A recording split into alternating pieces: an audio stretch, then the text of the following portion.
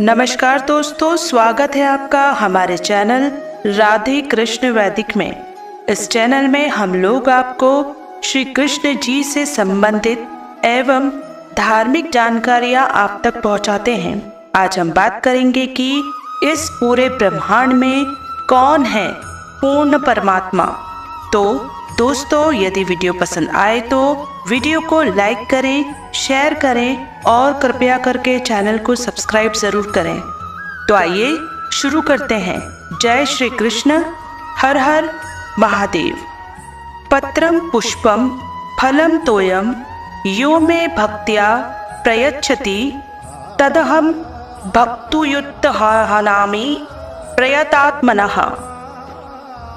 अर्थात भगवान श्री कृष्ण कहते हैं, जो कोई भक्त मेरे लिए प्रेम से पत्र, पुष्प, फल, जल आदि अर्पण करता है, उस शुद्ध बुद्धि निष्काम प्रेमी भक्त का प्रेम पूर्वक अर्पण किया हुआ वह पत्र पुष्पादि में सगुण रूप से प्रकट होकर प्रीति संहिता खाता हूँ। भगवान के बिना आत्मा का कोई अस्तित्व नहीं है। कोई भी मनुष्य बिना भगवान के जीवन के उद्देश्य को प्राप्त नहीं कर सकता, परंतु सभी लोगों ने पूर्ण परमात्मा को पहचाने बिना अपने लिए एक या अधिक ईश्वर तय कर लिए हैं। आज की प्रस्तुति में हम आपको महर्षि कृष्ण व्यापयन वेद व्यास जी द्वारा रचित धर्म ग्रंथों व पुराणों के माध्यम से परम पिता परमेश्वर अर्थात जो ईश्वर समस्त भूतों एवं समस्त ब्रह्मांडों के मूल कारण है, एवं जिन परम पिता से बढ़कर कुछ भी नहीं, जो काल के भी काल हैं, एवं जो समस्त देवी देवताओं के भी मूल स्रोत हैं, उन परम पिता परमेश्वर के बारे में जानकारी देने का प्रयास कर रहे हैं। हमारे सनातनी धर्म ग्रंथों में कुल 18 पुराण है।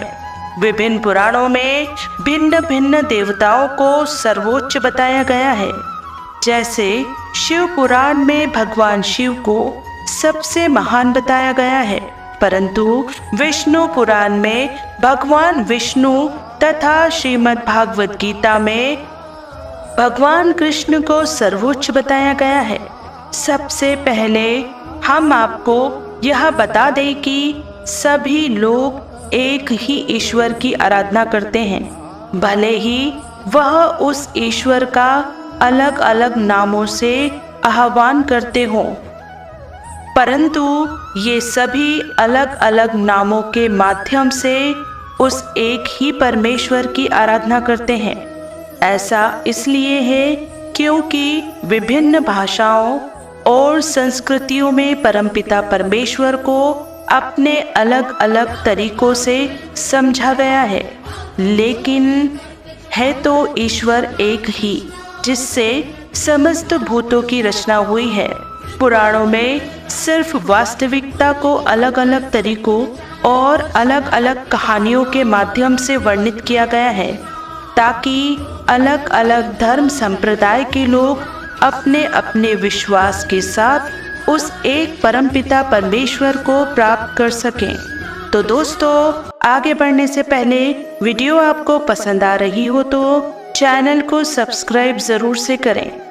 जैसा कि हम अपने वैदिक साहित्य के माध्यम से समझते हैं कि यदि एक व्यक्ति है एवं ईश्वर भी एक दिव्य पुरुष है, तो उनके विषय में ऐसा विशेष होना चाहिए कि उन्हें भगवान का सर्वोच्च व्यक्तित्व माना जाए, और केवल कृष्ण को ही भगवान क्यों माना जाना चाहिए, किसी अन्य को क्यों नहीं। आइए समझते हैं।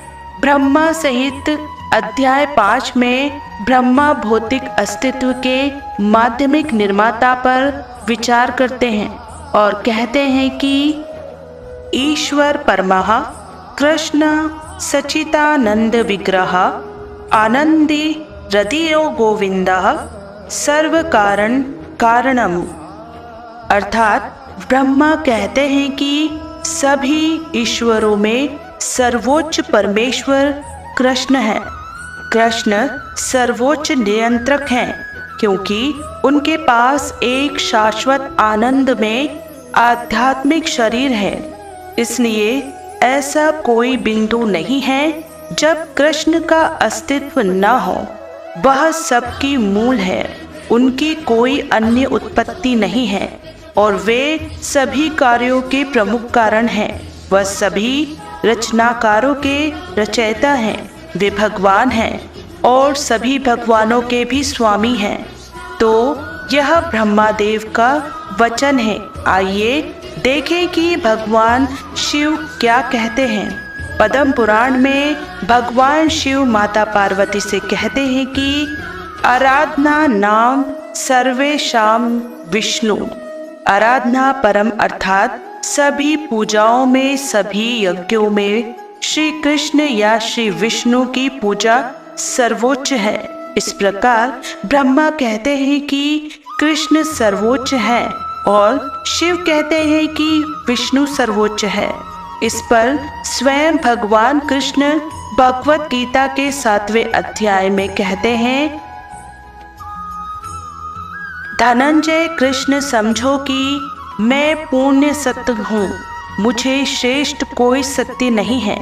जिस प्रकार मोती धागे में गुथे रहते हैं, उसी प्रकार सब कुछ मुझ पर ही आश्रित है।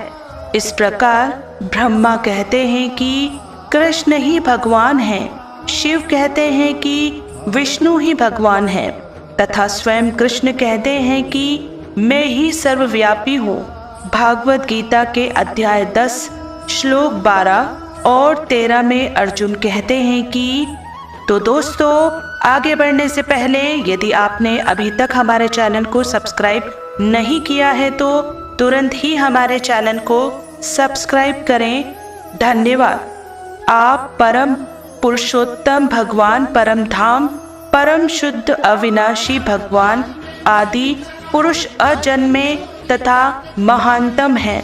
नारद, असित, देवल और व्यास जैसे महान ऋषि सभी इस शक्ति की पुष्टि करते हैं और अब आप स्वयं भी मुझे यही सब बता रहे हैं कि आप सर्वोच्च हैं। इसी प्रकार श्रीमद् भागवत गीता में गोवर्धन लीला और ब्रह्मा विमोचन लीला के पश्चात क्रमशः इंद्र और ब्रह्मा श्री कृष्ण को भगवान के रूप में महिमा मंडित करते हैं।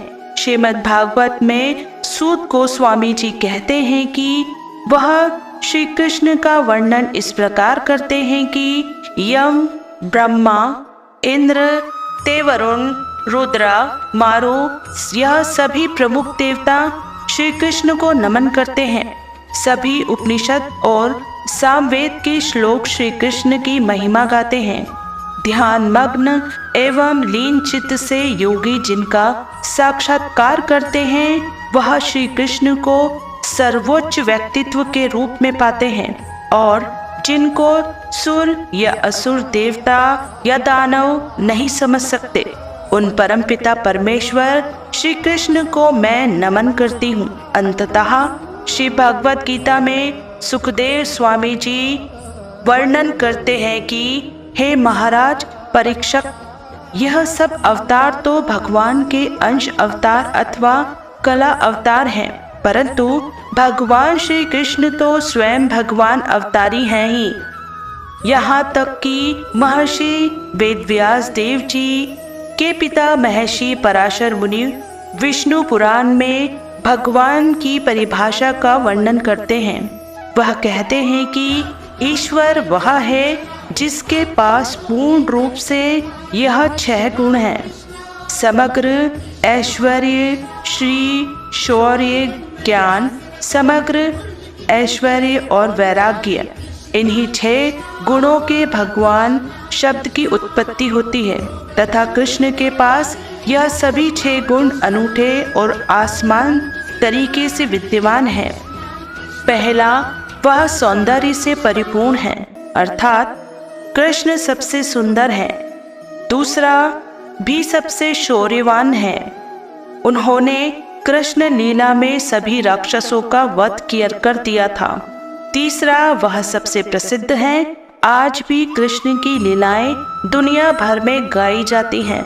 चौथा, वह है सबसे धनी है, सब कुछ कृष्ण का है। पांचवा, वे परम ज्ञानी हैं, वह सब कुछ जानते हैं क्योंकि उन्हें सबकी रचना हुई है। उन्होंने ही अर्जुन को भागवत गीता सुनाई। छठवा, वह सबसे बड़े ज्ञानी हैं।